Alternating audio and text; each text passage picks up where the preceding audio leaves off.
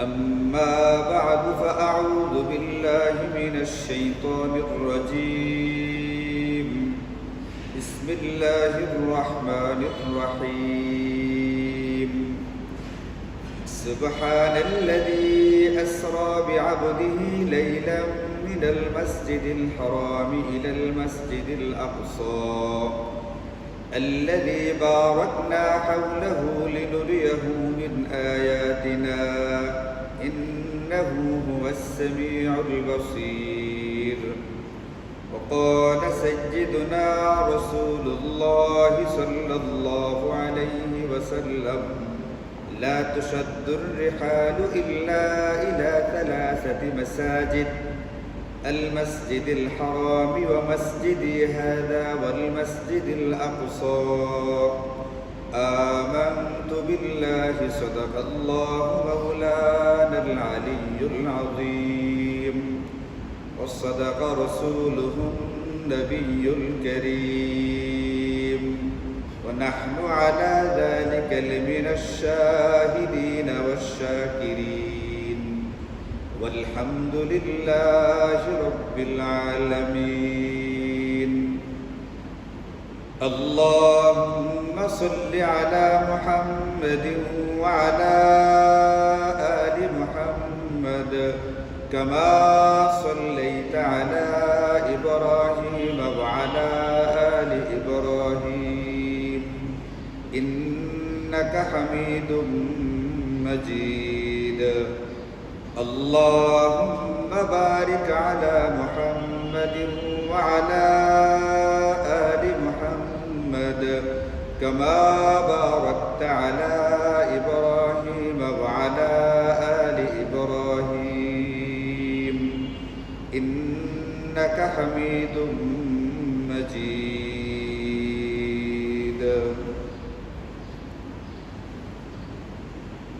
আল্লাহ তাআলা কুরআনুল কারীমে একাধিক জায়গাতে একটা স্থানের ব্যাপারে এই কথা বলেছেন আল্লাযী বারাকনা হাওলাহু। এটা এমন একটা পুণ্যভূমি, এমন একটা জায়গা যে জায়গাতে আমি প্রচুর পরিমাণে বরকত বর্ষণ করেছি। অতি বরকতময়, বরকতপূর্ণ একটি স্থান। স্থানটার ব্যাপারে কোথাও কোথাও আল্লাহ পাক বলেছেন আল আরদুল মুকাদ্দাসা, পবিত্র পুণ্যভূমি। বিভিন্ন জায়গাতে আল্লাহ তাআলা এটাকে নিয়ে কথা বলেছেন। এই স্থানটা বর্তমানে কয়েকটা খণ্ডে বিভক্ত হয়ে গেছে, আগে একসাথে ছিল। বর্তমানে সিরিয়া, জর্দান, লেবানন এবং ফিলিস্তিন যে অঞ্চলটা বর্তমানে, এবং মানবতার দুশ্মন ইহুদিরা বর্তমানে যে অংশটাকে দখল করে রেখেছে, এই যে অংশটা, এই যে ভূমিটা, স্থানটা, এটাকে আল্লাহ তাআলা বলেছেন একটি বরকতপূর্ণ, অতি বরকতময় স্থান বা ভূমি, যেটাকে আল্লাহ তাআলা নিজে পুত পবিত্র স্থান হিসাবে কুরআনুল কারীমে উল্লেখ করেছেন, যার উল্লেখ শত শত জায়গাতে হাদিসে পাকের মধ্যে এসেছে। এই পুণ্যভূমি বর্তমানে ইহুদি, বেঈমান, খ্রিস্টান, ডাকাত, লুটেরাদের দলে প্রচণ্ডভাবে বিধ্বস্ত, ছিন্ন ভিন্ন অবস্থায় আছে। এখানকার মুসলমানরা অতি নির্যাতিত, নিপীড়িত অবস্থায় আছে। যেখানে হাদিসে পাকের ভিতরে বলা আছে, এটা যদি পৃথিবীর কোনো এক প্রান্তের সাধারণ কোনো একজন মুসলমান যদি আক্রান্ত হয়, তাহলে গোটা পৃথিবীর সমস্ত মুসলমান ওই আক্রান্ত ব্যক্তির ব্যথায় ব্যথিত হতে হবে। মাসালুল মুমিনিনা ফি তাওয়াদ্দিহিম ওয়া তারাহুমিহিম ওয়া তাআতুফিহিম মাসালুল জাসাদ। গোটা পৃথিবীর উম্মতে মুসলিমা এক দেহের ন্যায় হয়ে যেতে হবে। একটা দেহের একটা অঙ্গ যখন আক্রান্ত হয়, এই আক্রান্ত অঙ্গের কারণে সারা শরীর ব্যথায় আক্রান্ত হয়, জ্বরে আক্রান্ত হয়, সারা শরীর যেরকম কষ্ট অনুভব করে, গোটা পৃথিবীর কোনো এক প্রান্তে কোনো একজন সাধারণ মুসলমান যদি আক্রান্ত হয়, তাহলে যেখানে গোটা উম্মতে মুসলিমার ব্যথায় ব্যতীত হওয়ার কথা, সেখানে আল্লাহর রাসূলের কথাই যে ভূমিটা পুণ্যভূমি, পবিত্র ভূমি, ওই ভূমির মানুষগুলো আজকে নির্যাতিত, নিপীড়িত, একবারে মনুষ্যত্বের সর্বনিম্ন স্তরে বসবাস করতেছে, যাদেরকে সাহায্য সহযোগিতা করার মতো বাহ্যিকভাবে কোনো উপায় দেখাই দিতেছে। এই পুণ্যভূমিটা কুরআন এবং হাদিসের ভাষায়, আল্লাহ পাকের ভাষায় একটা পুণ্যভূমি, পবিত্র ভূমি। এই পুণ্যভূমিতে একটা মসজিদ আছে, এটাকে বলে আল মসজিদুল আকসা। কুরআন কারীমে আল্লাহ তাআলা বলেন, পুত পবিত্র মহান সেই সত্তা যিনি তার বান্দা অর্থাৎ নবীজি সাল্লাল্লাহু আলাইহি ওয়াসাল্লামকে রাত্রিবেলায় ভ্রমণ করিয়েছেন, সফর করিয়েছেন। এই সফরের প্রথম ধাপটা ছিল পবিত্র মক্কা থেকে ইলাল মসজিদুল আকসা, মসজিদে আকসা পর্যন্ত, বাইতুল মুকাদ্দাস পর্যন্ত। বলে বাইতুল মুকাদ্দাস কি জিনিস? আল্লাহ বলছেন যে আল্লাযী বারাকনা হাওলাহু, যার আশেপাশে আমি প্রচুর পরিমাণে বরকত রেখে দিয়েছি। তাহলে একদিকে এটা একটা পবিত্র পুণ্যভূমি এবং আরেকদিকে নবীজি সাল্লাল্লাহু আলাইহি ওয়াসাল্লাম বলেন পৃথিবীতে তিনটা মসজিদ এতটাই দামি, এতটা মূল্যবান, এতটা মর্যাদাবান যে এই তিনটা মসজিদ ছাড়া অন্য কোনো মসজিদের উদ্দেশ্যে, শুধুমাত্র মসজিদ জিয়ারতের উদ্দেশ্যে সফর করাই উচিত না। যে তিনটা মসজিদের উদ্দেশ্যে সফর করা যায়, তিনটা মসজিদের ভিতরে একটা মসজিদ হচ্ছে ওয়াল মসজিদুল আকসা, এই বাইতুল মুকাদ্দাস বা মসজিদে আকসা। এটার ফজিলত কত? নবীজি সাল্লাল্লাহু আলাইহি ওয়াসাল্লাম বলেন, ওয়াসসালাতুন ফিল মসজিদুল আকসা বি50,000 সানা। যদি কোনো ব্যক্তি মসজিদে আকসাতে এক ওয়াক্ত নামাজ আদায় করতে পারে, তাহলে তার আমলনামায় 50,000 ওয়াক্তের সওয়াব লিখে দেওয়া হয়। পবিত্র মক্কা নগরীর পরে 2 নম্বর মসজিদে নববী এবং 3 নম্বর স্থান হচ্ছে মসজিদুল আকসা। এই মসজিদুল আকসা বর্তমানে এই পৃথিবীর ডাকাতদের দখলে, এবং এটাকে যাচ্ছে তাই ভাবে বিভিন্নভাবে, যেরকম ওই এলাকার মানুষগুলোকে নির্যাতন নিপীড়ন করা হচ্ছে, মসজিদে হারামকেও এইভাবে নিপীড়ন করা হচ্ছে, নির্যাতন করা হচ্ছে, তার মর্যাদাকে ভুলুণ্ঠিত করার চেষ্টা করা হচ্ছে। এই মসজিদুল আকসা আমরা যারা মুসলমান জাতি, যারা উম্মতে মুহাম্মাদিয়া, আমাদের প্রথম কিবলা হচ্ছে মসজিদে আকসা। আমরা বর্তমানে নামাজ পড়ি, আমাদের বর্তমান কিবলা হচ্ছে মক্কা শরীফ, বাইতুল্লাহ শরীফ। বাইতুল্লাহর দিকে ফিরে আমরা নামাজ আদায় করি, এটা আমাদের কিবলা। কিন্তু এর আগে আমাদের কিবলা ছিল আল মসজিদুল আকসা। হযরত বারা ইবনে আযিব রাদিয়াল্লাহু আনহু বলেন, সাল্লাইতু মা'আন নবী সাল্লাল্লাহু আলাইহি ওয়াসাল্লাম ইলাল মসজিদুল আকসা। আমরা মসজিদে আকসার দিকে ফিরে নবীজির সঙ্গে নামাজ আদায় করেছি 16 আও 17 শাহরান, 16 থেকে 17 মাস পর্যন্ত। যখন নবীজি এবং সাহাবায়ে কেরাম হিজরত করে মক্কা থেকে মদিনায় গেলেন, মদিনায় যাওয়ার পরে প্রথম 17 মাস নামাজ আদায় করা হয়েছে মসজিদে আকসা, বাইতুল মুকাদ্দাসের দিকে ফিরে। এরপরে বাইতুল্লাহর রুখ পরিবর্তন করে মসজিদুল আকসা থেকে ফিরিয়ে বাইতুল্লাহর দিকে করে দেওয়া হলো। আমাদের প্রথম কিবলা এই পৃথিবীর নির্মিত তৃতীয় মসজিদ বা দ্বিতীয় মসজিদ, এবং আল্লাহর রাসূলের ভাষায় পুণ্যভূমি যে বাইতুল মুকাদ্দাস এবং সিরিয়া ফিলিস্তিন যে অঞ্চলটা, এটা আজকে হায়ানাদের দখলে, বেঈমান কাফেরদের দখলে। এই নেকড়ের দলে এখানকার ভূমিটাকে বোমা মেরে বিধ্বস্ত করে তো নষ্ট করেই ফেলেছে। এখানে আর এখন বোমা মারলে ধুলা আর বালু উড়ে না, এতটাই আক্রান্ত করেছে। এখন অনলাইনে দেখা যায় যখন বোম্বিং করে, তখন মানুষের ছিন্ন ভিন্ন দেহগুলো আকাশের ভিতরে উঠতে থাকে। অথচ হিসাব করলে এই গোটা পৃথিবীতে বর্তমানে 800 কোটির উপরে মানুষ আছে। জনসংখ্যা বর্তমানে 800 কোটির ভিতরে তার 1/4, 4/1 হচ্ছে মুসলমান। 200 কোটির উপরে মুসলমান এই পৃথিবীতে বসবাস করে।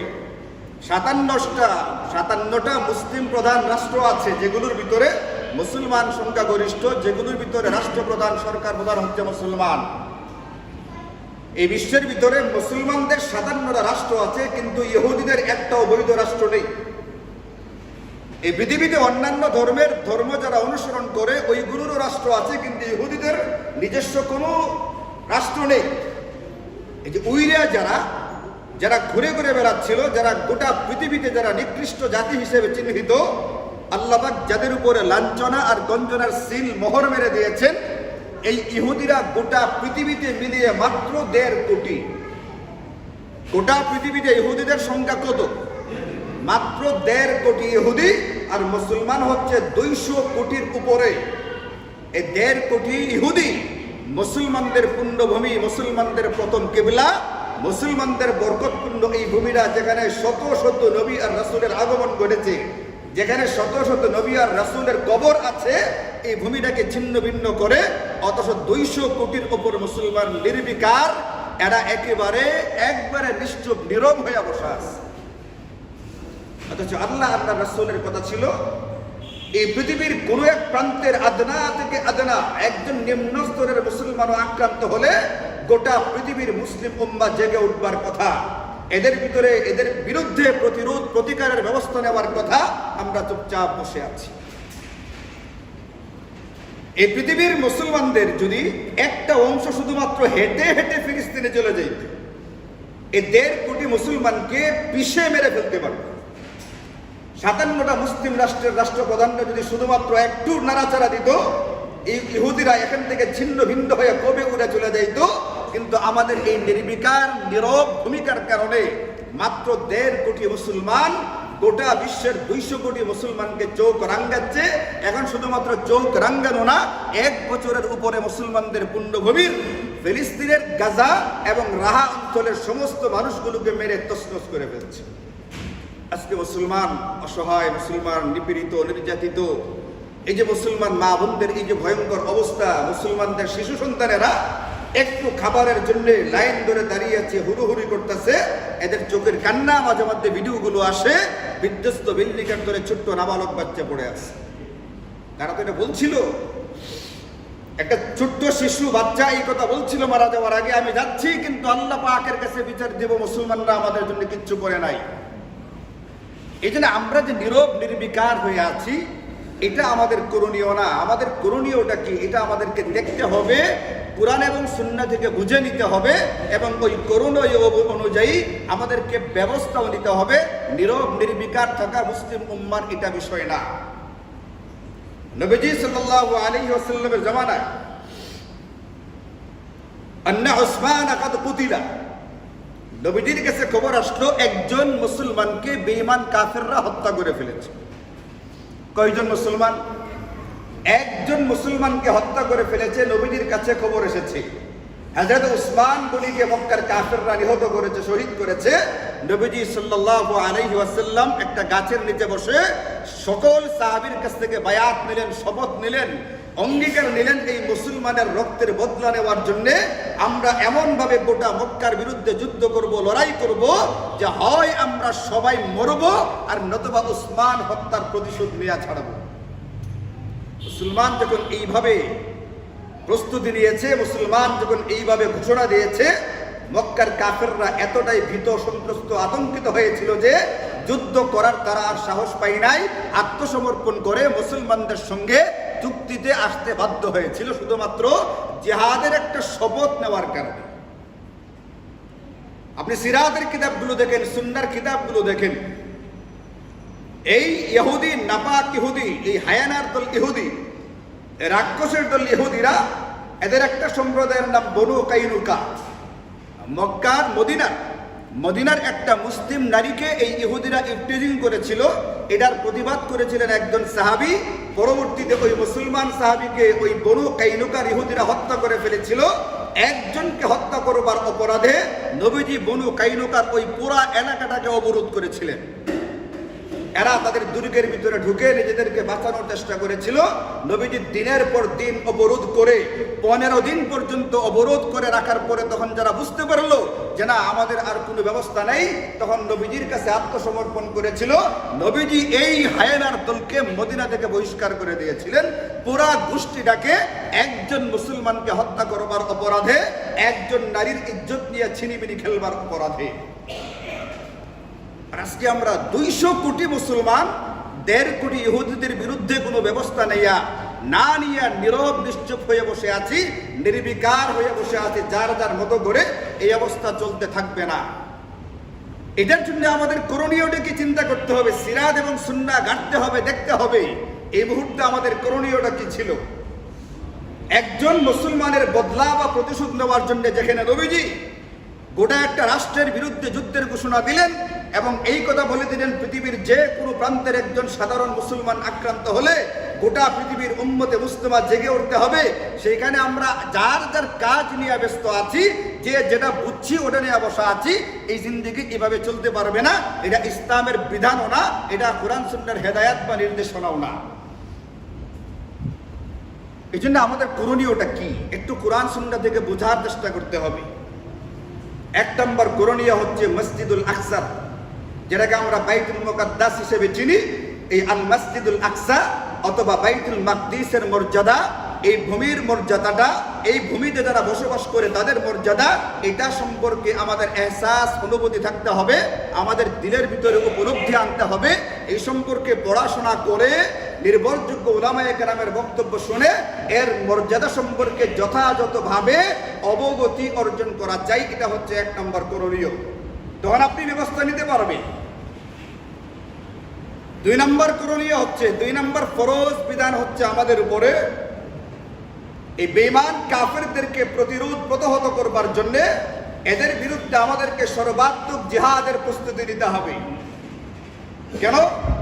আল্লাহ তাআলা কুরআনুল কারীমে ইরশাদ করেন, ওয়ামা লাকুম লা তুকাতিলুনা ফি সাবিলিল্লাহ।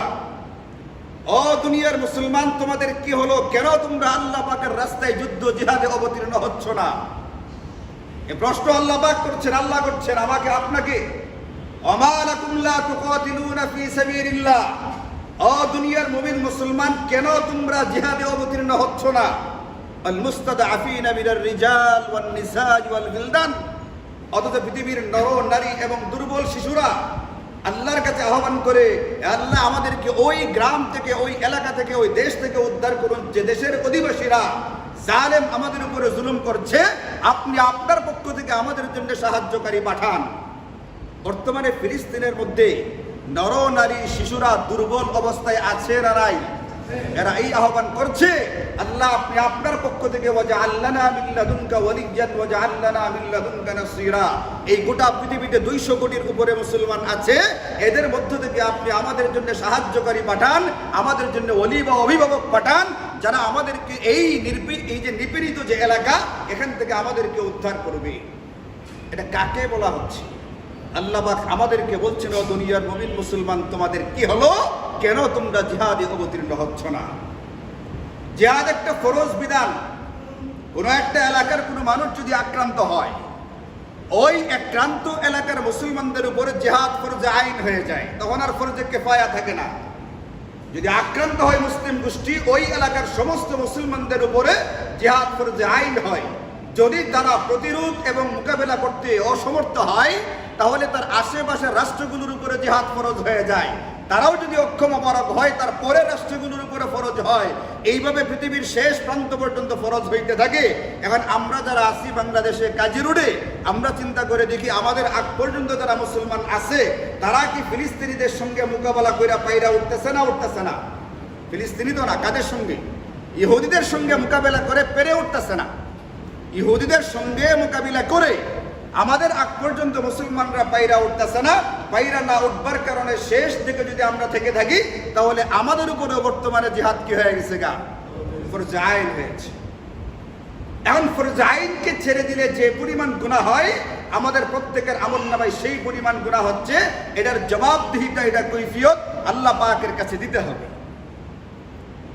এবং এই জিহাদের বিধানটাকে ছেড়ে দেওয়ার কারণে অসুবিধা কি হয়েছে দেখেন। নবীজি সাল্লাল্লাহু আলাইহি ওয়াসাল্লাম ইরশাদ করেন, ইদা তাবায়াতুম বিল আইনা, যখন তোমরা আইনা নামের কেনাবেচা করবে, ইনা সুদি এক প্রকার লেনদেন, যখন তোমরা সুদি লেনদেনে জড়িত হবে, রাদিতুম বিজজারই ওয়া আকাসতুম আযনাবাল বাকারি, এবং গরুর লেজ আঁকড়ে ধরে বসে থাকবে। গরুর লেজ মানে যখন তোমরা দুনিয়াকে আঁকড়ে ধরে বসে থাকবে, যার যার পশু পাখি নিয়ে বসা, যার যার ক্ষেত খামার নিয়ে বসা, যার যার সহায় সম্পদের পিছনে নিজেকে লাগায় রাখছো, ও তারাক্তুমুল জিহাদা, এবং জিহাদের বিধানকে বর্জন করেছো। মনে রাখবে নবীজির কথা এটা, সাল্লাল্লাহু আলাইকুম যুল্লান, আল্লাহ পাক তোমাদের উপরে লাঞ্ছনা, গঞ্জনা এবং নির্যাতন, নিপীড়নকে চাপায় দিবেন। এখন কি চাপানো হয়েছে না হয়েছে না? আজকে ফিলিস্তিন আক্রান্ত, মায়ানমার আক্রান্ত, হিন্দুস্তান আক্রান্ত। ওয়াকফ বিল একটা পাস করেছে বর্তমান সংসদে ইন্ডিয়াতে। আপনারা দেখেছেন এই আইন পাস করার পরে প্রতিটা মহল্লায় মহল্লায় অঞ্চলে অঞ্চলে মুসলমানদের পুরাতন মসজিদগুলোকে শহীদ করা হচ্ছে, কিন্তু আমরা পার্শ্ববর্তী দেশ হয়ে কিছুই করতে পারতেছি। ইন্ডিয়াতে মুসলমানরা সংখ্যালঘু, ওখানে তাদের উপরে জুলুম অত্যাচার করা হইতেছে। হাজার বছরের ঐতিহ্য যে মসজিদগুলো ছিল, যে স্থাপনাগুলো ছিল, এইগুলোকে বুলডোজার দিয়া নির্মমভাবে শহীদ করা হইতেছে। মুসলমানদের উপরে আক্রমণ হামলা করা হইতেছে এই বেঈমান হিন্দুর গোষ্ঠীরা। ওদের দিকে কোনো খবর নাই। হিন্দুস্তানকারী আমাদেরকে বলে বাংলাদেশে মুসলমান সংখ্যালঘু হিন্দু সংখ্যালঘু যারা আছে এদেরকে তোমরা হেফাজত করো, বাংলাদেশে সংখ্যালঘুরা নির্যাতিত হচ্ছে। আরে বেটা, নিজের চরকায় তেল দিয়া আগে নিজের দেশের যারা সংখ্যালঘু এদের নিরাপত্তা নিশ্চিত কর, এরপরে অন্য দেশের দিকে তাকানোর চেষ্টা কর। মনে রাখবেন, ফিলিস্তিন, মিয়ানমার আর হিন্দুস্তানে এটা ক্ষান্ত হবে না। সিস্টেম এটা না শুধুমাত্র ওখানেই এটা আটকে থাকবে, আর কোথাও ছড়াবে না। ফিলিস্তিনের উপর এই যে জুলুম অত্যাচার নেমে এসেছে, এটা ফিলিস্তিনিদের গুনাহের কারণে, বিষয়টা কিন্তু এরকম না। হিন্দুস্তানে মুসলমানদের উপর নির্যাতন নিপীড়ন হচ্ছে হিন্দুস্তানের মুসলমানদের গুনাহের কারণে, ব্যাপারটা কিন্তু এরকম না। আজকে তারা পরীক্ষার সম্মুখীন, তারা আজকে নির্যাতিত নিপীড়িত। আমরা যদি নীরব নির্বিকার হয়ে থাকি, নীরব দর্শকের ভূমিকা পালন করি, আল্লাহ আমাদেরকে হেফাজত করুন। এক সময় যখন আমাদের উপরে এই অবস্থা আসবে, তখন পার্শ্ববর্তী মুসলমানেরা এরাও নীরব দর্শকের ভূমিকা পালন করবে, এরাও নির্বিকার থাকবে, এরাও কোনো কথা বলবে না। এই জন্য আমাদের উপরে 2 নাম্বার যে করণীয়, যেটা জিহাদের বিধানকে ছেড়ে দিবার কারণে আজকে মাত্র 150 কোটি ইহুদি 200 কোটির উপরে মুসলমানকে চোখ রাঙাচ্ছে, এদেরকে নির্যাতন নিপীড়ন করতেছে। এতগুলো মানুষকে 70,000-এর উপরে মুসলমানকে হত্যা করে ফেললো, শহীদ করে ফেললো, লাখের উপরে মুসলমানকে পঙ্গু বানায় দিল, একটা পুরা দেশকে বিধ্বস্ত করে ফেললো। অথচ আমরা আমাদের মতো করি। আমাদের করণীয়টা কি ছিল? 2 নম্বর কর্তব্য ছিল জিহাদের প্রস্তুতি গ্রহণ করো, জিহাদের বিধানটাকে আঁকড়ে ধরো। আল্লাহ পাক কুরআনে বলেছিলেন, ওয়া'আইদু লাহুম মাসতাতা'তুম মিন কুওয়া, তুমি তোমার সামর্থ্য অনুযায়ী জিহাদের প্রস্তুতি গ্রহণ করো। আলা ইন্নাল কুওয়াতা আর-রামিউ, তোমার উপরে মনে রাখতে হবে, তোমার শক্তি আর সামর্থ্যের প্রতীক হচ্ছে, চিহ্ন হচ্ছে তোমার মধ্যে সামরিক প্রস্তুতি থাকতে হবে। এখন আমাদের কতটুকু প্রস্তুতি আছে? আমি মাঝে মধ্যে আপনাদেরকে বলছি, জিহাদ সম্পর্কে কিতাব পড়ার জন্যে, জিহাদ সম্পর্কে জানার জন্য, বোঝার জন্যে। আমি যদি জিজ্ঞেস করি কারা কারা পড়েছেন, হয়তো বা 2-1 পাওয়া গেলে যাইতে পারে, আর নতুবা বেশিরভাগ মুসলমান নির্বিকার, কেমন যেন ধান্দা লেগে গেছে, কিচ্ছু বুঝতেছে না।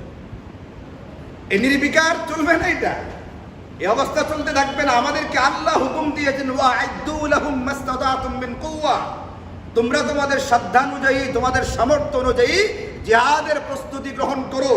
এটা একটা ফরজ বিধান, জিহাদের প্রস্তুতি গ্রহণ করা। আল্লাহ না করুক এই মুহূর্তে আক্রান্ত হলে, তখন শুধুমাত্র সেনাবাহিনী মোকাবেলা করবে। আমি আপনি যার যার মতো বৈশা থাকলে অনেক সময় এটা সম্ভবপর নাও হতে পারে যে আমাদের সেনাবাহিনী তাদের বিরুদ্ধে পেরে উঠবে। তখন সেনাবাহিনীকে সাহায্য করতে গেলে আমার সামরিক প্রস্তুতি লাগবে, লড়াই করার মতো যোগ্যতা লাগবে। এটার প্রথম ধাপটা হচ্ছে জিহাদের বিধিবিধান সম্পর্কে অবগতি লাভ করা এবং যার তার সামর্থ্য অনুযায়ী প্রস্তুতি গ্রহণ করা। নবীজি বলেছেন, তোমাদের শক্তি আর সামর্থ্যের প্রতীক হচ্ছে তোমাদের ভিতরে সামরিক লড়াই করবার জন্য, যুদ্ধ করবার জন্য তোমাদের ভিতরে প্রস্তুতি থাকতে হবে। কারণ আমার আপনার কার কি প্রস্তুতি আছে? এই যে একটা ফরজ বিধান, প্রস্তুতি গ্রহণ করা, এটার কি জবাব আল্লাহ পাকের কাছে দেওয়া হবে? এটা আমাকে আপনাকে নিজে নিজে চিন্তা করে খুঁজে বের করার চেষ্টা করতে হবে। 57টা মুসলিম রাষ্ট্র এই পৃথিবীতে আছে, যেখানে সংখ্যাগরিষ্ঠ মুসলমান। 57টা রাষ্ট্রের প্রধানরা হচ্ছে মুসলিম প্রধান। এরা নীরব নির্বিকার, নিজের ক্ষমতাকে ধরে রাখবার স্বার্থে, নিজের ক্ষমতা ধরে রাখবার স্বার্থে এরা নীরব নির্বিকার হয়ে আছে। মনে রাখতে হবে, সারা জিন্দিগি এদের ক্ষমতা এদের হাতে থাকবে না। আজকে ফিলিস্তিন আক্রান্ত, আরেকদিন লেবানন হবে, আরেকদিন জর্দান হবে, আরেকদিন সিরিয়া হবে, আরেকদিন সৌদি আরব আক্রান্ত হবে। তখনও চুপচাপ বসে থাকলে হবে? এই জন্য মেরে ভাইও, আমাদের 2 নম্বর করণীয় কর্তব্য হচ্ছে জিহাদের বিধিবিধান সম্পর্কে পড়াশোনা করেন, যার যার সামর্থ্য অনুযায়ী প্রস্তুতি গ্রহণ করার চেষ্টা করেন। এটা এই মুহূর্তে আমাদের উপরে ফরজে আইন। এটা নিয়ে নীরব নির্বিকার থাকলে চলবে না। নিজের ক্ষমতার জন্য দ্বন্দ্ব, মারামারি, কারাগারি, এটা আবার বলতে গেলে অনেকে নারাজ হয়, গুসরা হয়। একদল বলে নির্বাচন আরো পরে হবে, আরেক দল বলে দ্রুত দিতে হবে। নির্বাচন নিয়ে পড়ে আছে, ওদিকে বিশ্বের শত শত হাজার হাজার মুসলমানকে মেরে তছনছ করে ফেলা হয়েছে। পার্শ্ববর্তী দেশ হিন্দুস্তানে যে নিপীড়ন হচ্ছে, নির্যাতন হচ্ছে, মা বোনদের উপরে একজন মুসলমান নারীকে প্রেজেন্ট করবার অপরাধে নবীজি ইহুদিদের একটা পুরা গোষ্ঠীকে মদিনা থেকে বের করে দিলেন। 15 দিন পর্যন্ত অবরোধ করে রাখলেন এদেরকে। আর আমাদের এই পার্শ্ববর্তী দেশ হিন্দুস্তানে অজস্র নারীর ইজ্জত নিয়ে ছিনিমিনি খেলা হচ্ছে, অজস্র মুসলমানকে হত্যা করা হচ্ছে, গরুর গোশত খাওয়ার অপরাধে শহীদ করে ফেলা হয়, ওয়াকফ বিল পাস করে শত শত মসজিদকে শহীদ করা হইতেছে। এটা নিয়ে কথা বলবার মতো সাহস আমাদের দেশের রাজনীতিবিদদের হয় না, যত পারে খালি তেল মারতে আর চামচামি করতে। তোমরা দেশের সেবা করবা, দেশের সেবা করলে আগে নিজের ভিতরে শক্তি আর সাহসিকতা তৈরি করো। বুখারী শরীফের হাদিস, নেতৃত্বে আসতে যাও আগে শরীয়তের বিধানগুলো হাসিল করো, জানার চেষ্টা করো। আগে শরীয়তের বিধিবিধানগুলো জানো। একজন রাষ্ট্রনেতা, একটা এলাকার এমপি, একজন মন্ত্রী, তার উপরে ইসলাম কি দায়িত্ব দিয়েছে, এটা তো মুসলিম রাষ্ট্র। এখানে মুসলমানদের কি হক বা অধিকারগুলো আছে এইগুলো আগে জানতে হবে, এরপরে নেতৃত্ব আসার চেষ্টা করা লাগবে। শরীয়তের বিধিবিধান কিচ্ছুই জানে না, খালি নির্বাচন নির্বাচন নির্বাচন, এমপি হওয়ার স্বপ্ন, মন্ত্রী হওয়ার স্বপ্ন, লুটপাটের স্বপ্ন। নির্বাচনের স্বপ্ন মানে কি এর স্বপ্ন? কালকে না পরশুদিন দেখলাম খবর, ফরহাদ মাথার বলছে নির্বাচনের স্বপ্ন মানে লুটপাটের স্বপ্ন। কে কত লুটপাট করবে এটা নিয়ে স্বপ্ন দেখতে থাকে। কোত্থেকে পোস্টারে লিখবে অমুক প্রার্থী, তার চরিত্র ফুলের মতো, ফুলের মতো কতটুকু পবিত্র, পেপার পত্রিকায় আসতেছে না? আগে ওনারা দাবি করতো এরা ফুলের মতো পবিত্র, পেপার পত্রিকা খুলে দেখেন দৈনিক কি পরিমাণ লুটপাটের খবরগুলো আসতেছে। একটা সেতু উদ্বোধন করতে গিয়ে কত কোটি টাকা খরচ করা হয়েছে, এগুলো খুলে দেখেন। যারা নিজেদেরকে নিষ্পাপ দাবি করতো, একবারে ধোয়া তুলসী পাতা দাবি করতো, এদের খবরগুলো পেপার পত্রিকায় আসতেছে। আপনি এইগুলো খোঁজ নিয়ে দেখেন মডেল মসজিদের নামে কি পরিমাণ দুর্নীতি করা হয়েছে, মসজিদের নামে কি পরিমাণ দুর্নীতি করা হয়েছে, এর খবরগুলো আপনি পেপার পত্রিকা খুলে দেখেন। আমি প্রত্যেকে বলি, এই জন্য মেরে ভাইও আমাদের করণীয় কর্তব্য হচ্ছে, যেটা আগে এই মুহূর্তে গোটা বিশ্বে বহু রাষ্ট্রে মুসলমানরা নির্যাতিত নিপীড়িত, আমাদের করণীয় ঠিক করতে হবে। করণীয় হচ্ছে জিহাদের প্রস্তুতি নিতে হবে।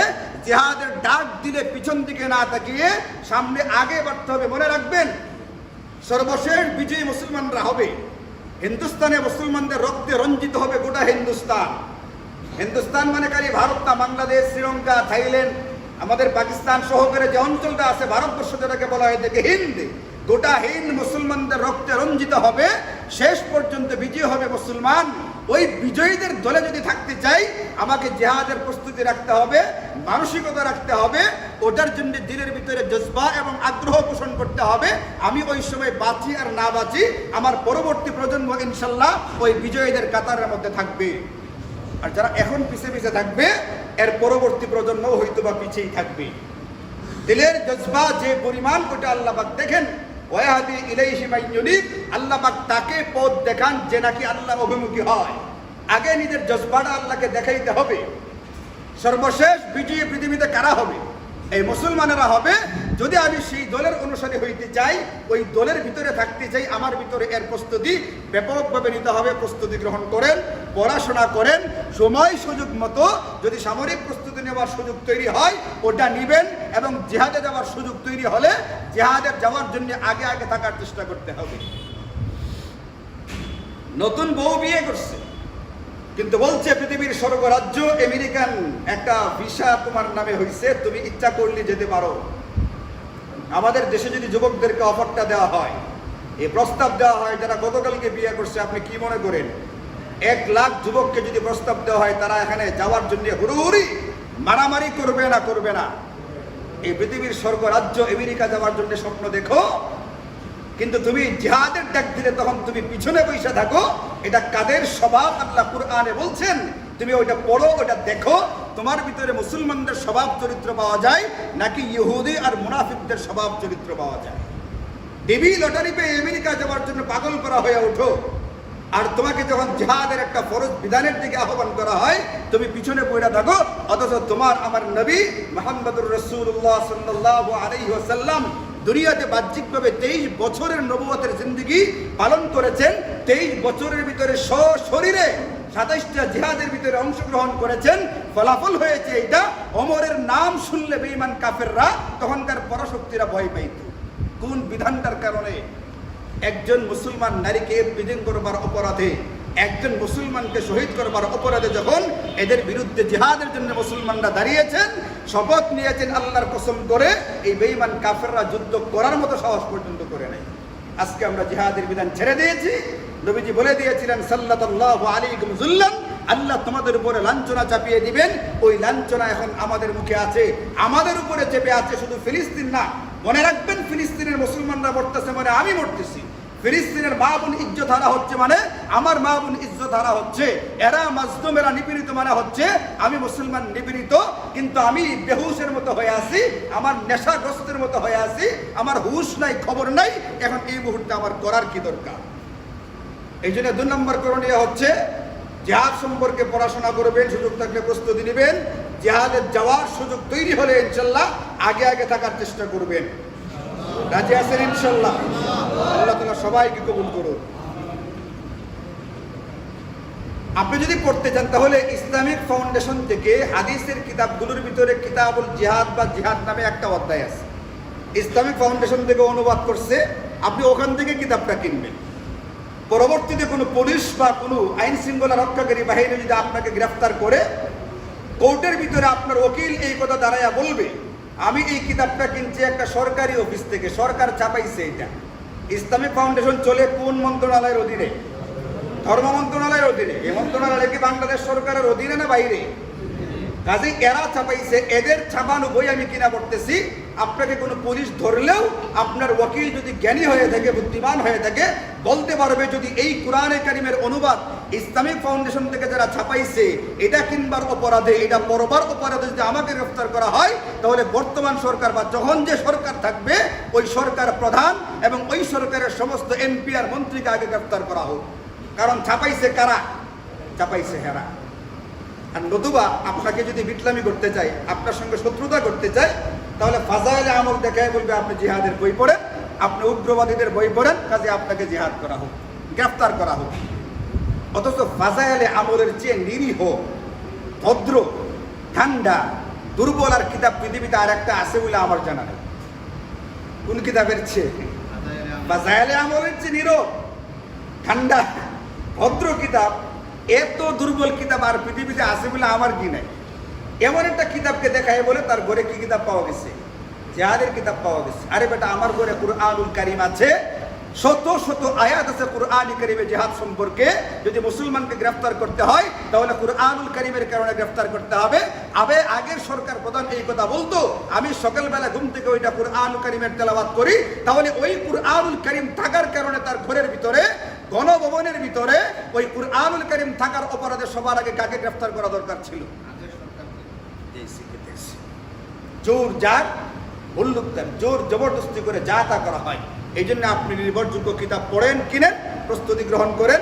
আমাদের নীরব নির্বিকার থাকার জন্য পৃথিবীতে পাঠানোই হয় নাই। আল্লাহ বলছেন তুমি জান আর মাল আল্লাহ পাকের রাস্তায় বিলাইবা, তোমার রক্তে পৃথিবী রঞ্জিত হবে, এটার বিনিময়ে আমি তোমাকে জান্নাত দিব। আমি তোমার কাছ থেকে তোমার জান আর মালকে মূল্য হিসেবে নিয়েছি, আর পণ্য হিসেবে আমি তোমাকে জান্নাত দিয়েছি। জান্নাত চাই, জান্নাতুল ফিরদাউস চাই। হ্যাঁ, এসির মধ্যে বসে বসে এই জিগেতে এসি। 3 নম্বর করণীয় আমাদের, 3 নম্বর করণীয় হচ্ছে অর্থনৈতিকভাবে বেঈমান কাফেরদেরকে কোণঠাসা করার চেষ্টা করতে হবে। যে যতটুকু পারি এতটুকুই কোণঠাসা করার চেষ্টা করতে হবে। একটা ছোট্ট কোকের বোতল যদি আমি কিনি, 1 পয়সা দিয়েও আমি তাকে সাহায্য করলাম, এই সাহায্য করার অধিকার মুসলিম হিসেবে আমাকে দেওয়াই হয় নাই। মুসলমান এই ইহুদিদের পণ্যের ব্যবসা করতে পারবে না, বাণিজ্য করতে পারবে না মুসলমান হয়ে থাকলে। তার ভিতরে আত্মমর্যাদা বোধ থেকে থাকলে এই পণ্যের বাণিজ্য করার অধিকার তাকে দেওয়া হয়নি, সে করতে পারে না। এটা তার ভাই, তার বোন, তার সন্তানকে হত্যা করা হয় যে টাকা দিয়া, তুমি সেই টাকা দিয়ে সহযোগিতা করবা, এই জন্য তোমাকে দুনিয়াতে ব্যবসা করার অনুমতি দেওয়াই হয় নাই। আপনি ইতিহাস পড়ে দেখেন, সিরাত আর সুন্নাহর কিতাব, গাজওয়ায়ে বদর সংগঠিত হয়েছে। ইতিহাসের সবচেয়ে বরকতপূর্ণ, সবচেয়ে গুরুত্বপূর্ণ যুদ্ধের নাম কি? গাজওয়ায়ে বদর। বদরের যুদ্ধ কেন সংগঠিত হয়েছিল?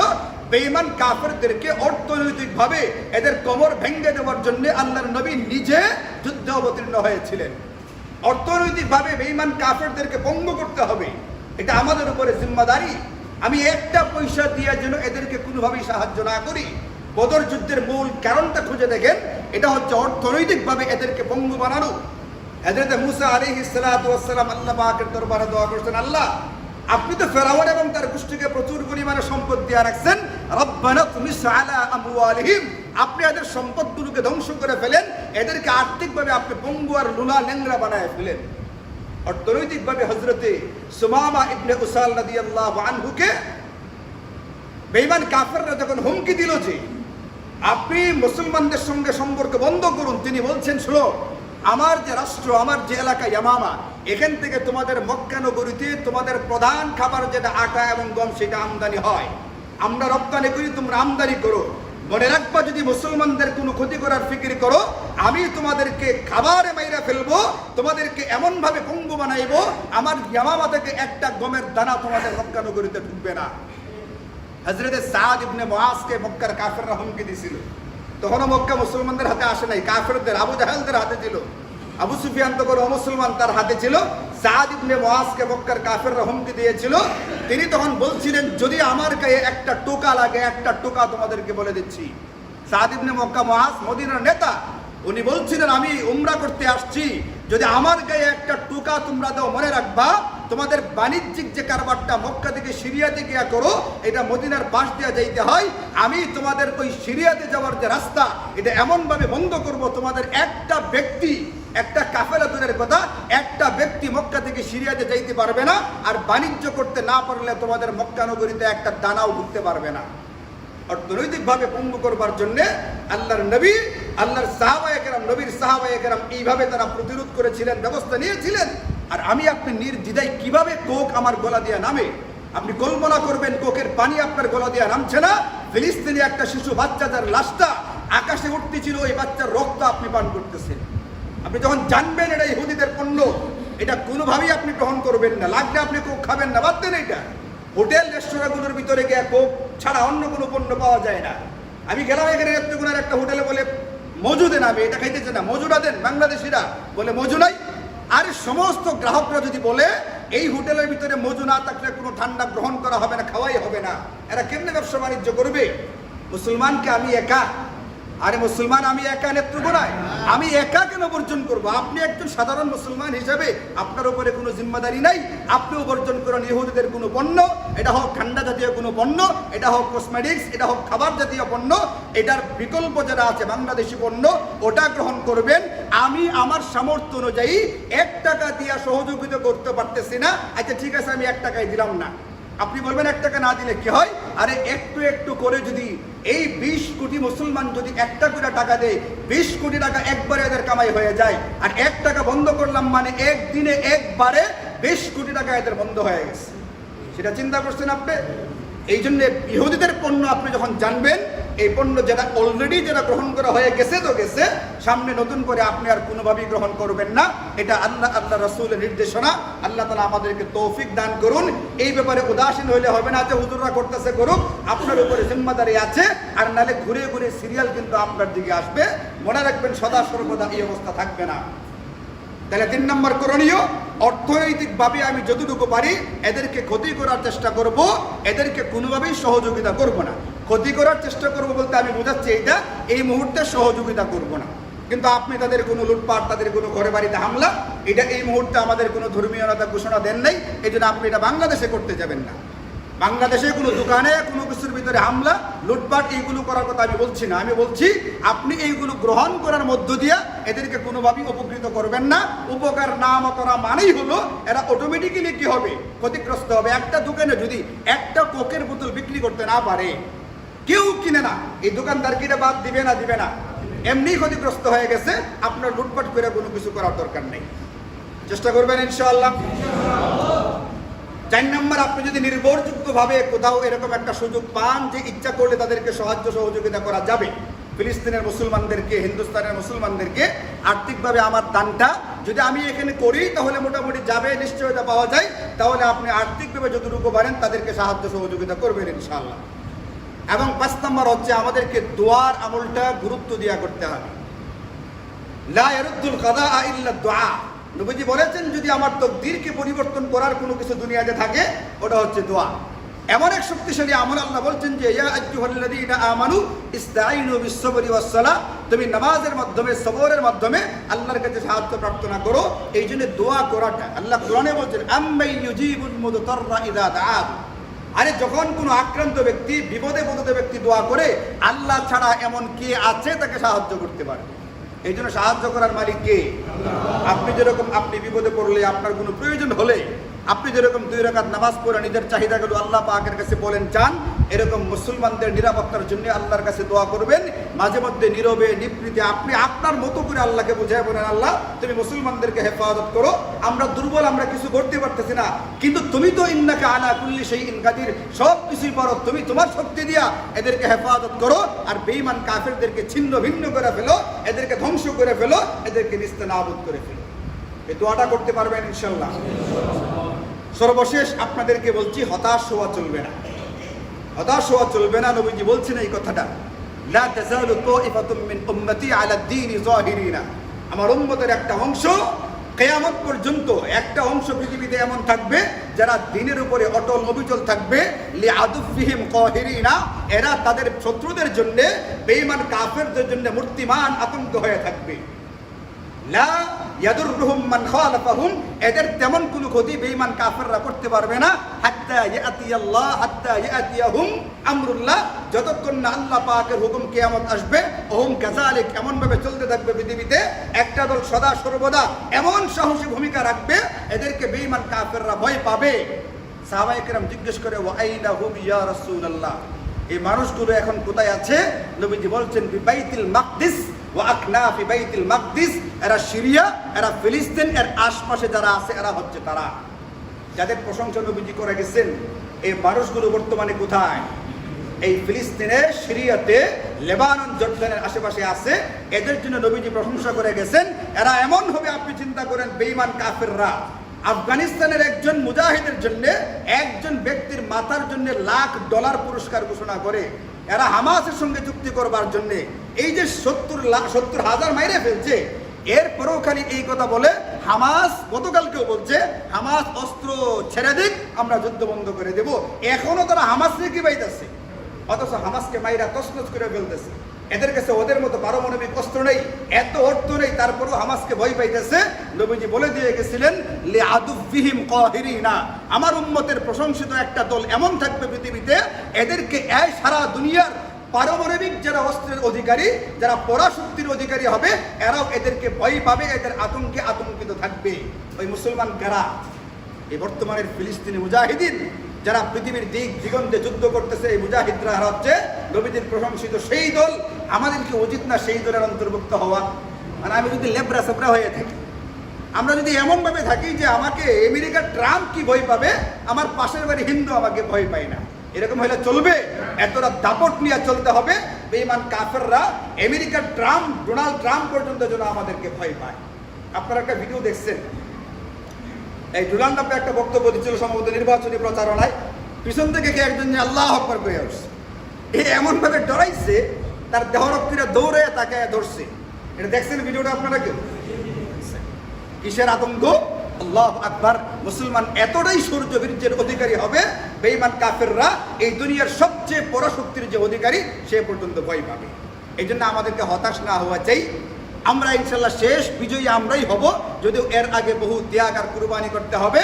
কিন্তু আমরা যাতে করে নবীদের প্রশংসিত সেই দলটা মধ্যে অন্তর্ভুক্ত থাকতে পারি, সরাসরি না পারলে তাদের পক্ষাবলম্বন করে, তাদেরকে সমর্থন দিয়া, তাদেরকে সহযোগিতা দিয়া যেন তাদের সাহায্যকারী হিসেবে থাকতে পারি, যেন আমাদের পরবর্তী প্রজন্ম এই দলটার ভিতরে কোনো না কোনোভাবে অংশগ্রহণ করতে পারে, এই চিন্তাটা, এই ভাবনাটা, এই আকাঙ্ক্ষা, এই তামান্না যেন আমার দিলের ভিতরে থাকে, এই চিন্তাটাও আমাদেরকে করতে হবে।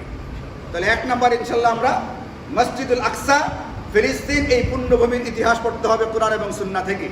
2 নম্বর আমাদেরকে সর্বাত্মক জিহাদের প্রস্তুতি নিতে হবে এবং সুযোগ তৈরি হলে ইনশাল্লাহ জিহাদের ভিতরে অংশগ্রহণ করতে হবে। 3 নম্বর বেঈমান কাফেরদেরকে অর্থনৈতিকভাবে ভঙ্গ করে দেওয়ার জন্য আমি যতটুকু পারি এদের সমস্ত পণ্যকে বয়কট করবো ইনশাল্লাহ, এখন থেকে নিয়ে মৃত্যু পর্যন্ত। 4 নম্বর হচ্ছে আমাদেরকে দোয়ার আমল করতে হবে, আল্লাহ পাকের সাহায্যের ক্ষেত্রে হতাশ হওয়া চলবে না। 5 নম্বর হচ্ছে যদি নির্ভরযোগ্য কোনো সূত্র পাই এদেরকে যতটুকু পারি সাহায্য সহযোগিতার চেষ্টা করতে হবে।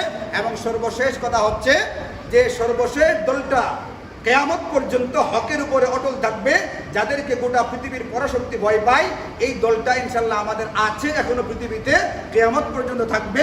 আমরা যেন এদের অন্তর্ভুক্ত হতে পারি, এই কারণে আমরা এটা আশা করব, আকাঙ্ক্ষা করব। আর কোনোভাবেই আমাদের কি হওয়া চলবে না, হতাশ হওয়া চলবে না। আল্লাহ তাআলা আমাদেরকে বোঝার এবং আমল করার তৌফিক দান করুন।